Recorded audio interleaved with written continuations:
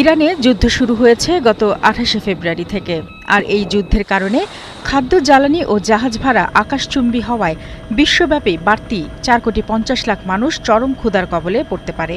এতে বিশ্বে ক্ষুধার্ত মানুষের সংখ্যা পৌঁছাতে পারে বর্তমানের রেকর্ড ৩১,৯০,০০,০০০-এর উপরে।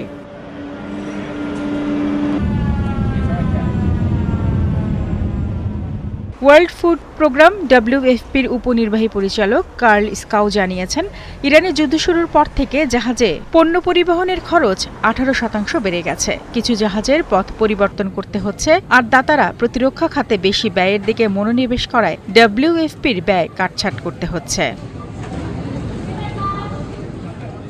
সংস্থাটি বলছে, বর্তমান সংকটের কারণে ভারত থেকে সুদান পর্যন্ত পণ্য পরিবহনের পথে অতিরিক্ত ৯,০০০ কিলোমিটার দূরত্ব বেড়ে গেছে।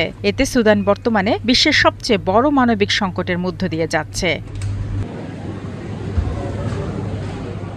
জ্বালানি সংকটের কারণে কেবল ত্রাণ পরিবহনের খরচই বাড়ে না, বরং অন্যান্য অনেক খরচও বেড়ে যায়। ফলে স্থানীয় খাদ্য উৎপাদনেও এর নেতিবাচক প্রভাব পড়ার আশঙ্কা আছে। শারমিন স্বপ্না, ৭১।